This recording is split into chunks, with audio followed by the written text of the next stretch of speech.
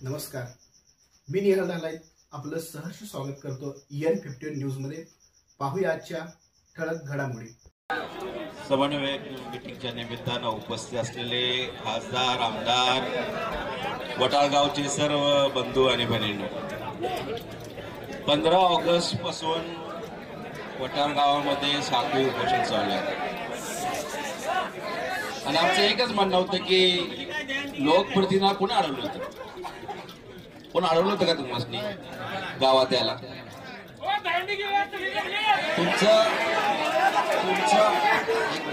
तुमचा हक होतं की गावात यायला पाहिजे। तर एवढा त्रास देऊन लोकांना इकडे बोलवण्याची गरज काय होती?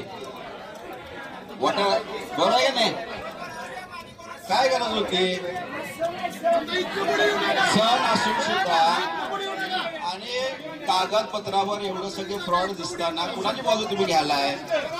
तुमचा जवळचा पाहुणा असू दे, मित्र असू दे, कार्यकर्ता असू दे,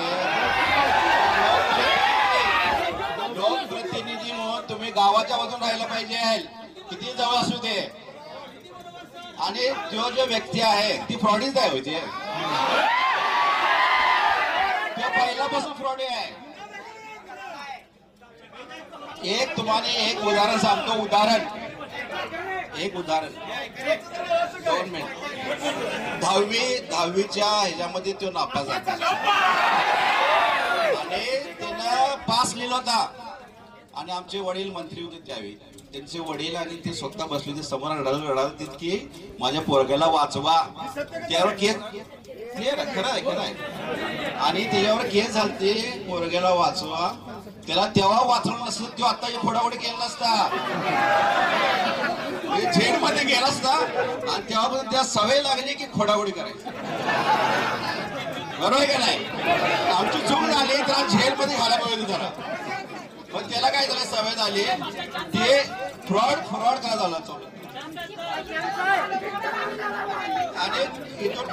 आणि त्यांना लक्षात आलं की आपलं फ्रॉड केलं चालतंय, सगळं दाबून येतं चालतंय, पण आता परिस्थिती राहिली नाही।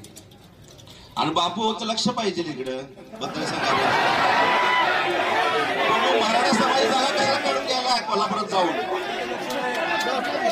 मराठा समाजाची जागा कोल्हापुरात जाऊन का काढायला काढून घ्यायला? आमच्या मतदारसंघामध्ये आमची माता बहिणींना बरंच काम, हाताला काम द्यायचं आहे, तिथं जागा आपण देऊ शकतोय। बरोबर आहे की? आणि आमच्या मतदारसंघामध्ये जागा आहे, आमच्या माता बहिणींना जागा, हाताला काम दिलं तिथं। तुम्ही मराठा समाजाची जागा सगळं काढून घ्यायला